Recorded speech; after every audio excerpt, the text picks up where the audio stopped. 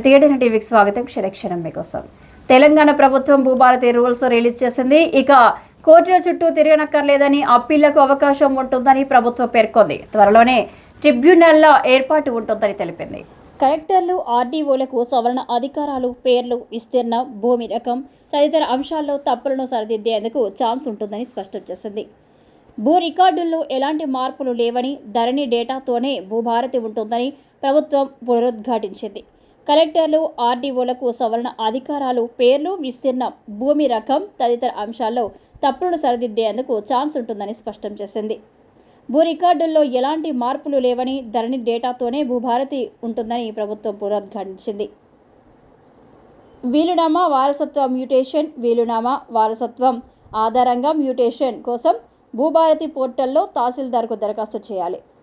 Intestate వారసత్వం విషయంలో వారసులందరి నుంచి జాయింట్ అఫిడవిట్ సమర్పించాలి. Survey, sub division map commissioner notify చేసిన తేదీ నుంచి కూడా సమర్పించాలి.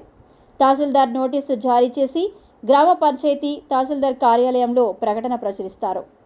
7 రోజుల్లో అఫిడవిట్ ఆధారాలు సమర్పించాలి. తహసీల్దార్ రికార్డులను పరిశీలించి ఫీల్డ్ ఇన్స్పెక్షన్స్ నిర్వహించవచ్చు. 30 రోజుల్లో స్పీకింగ్ ఆర్డర్ జారీ చేస్తారు.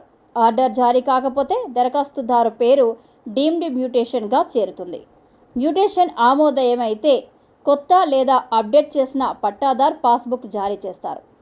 రికార్డుల సవరణ, హక్కున్న భూమి రికార్డుల్లో చేరకపోతే, రికార్డ్ ఆఫ్ రైట్స్లో తప్పు ఎంట్రీ ఉంటే భూభారతి పోర్టల్లో దరఖాస్తు చేసుకోవచ్చు.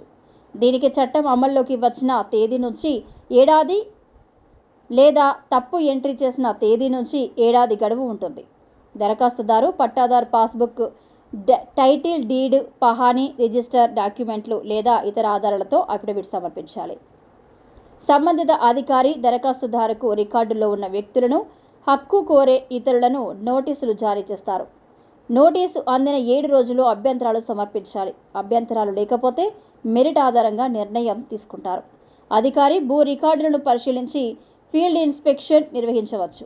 విచారణ జరిపి 60 రోజుల్లో స్పీకింగ్ ఆర్డర్ జారీ చేస్తారు. ఈ ఆర్డర్ను పోర్టల్లో అందుబాటులో ఉంచి పార్టీలకు తెలియజేస్తారు.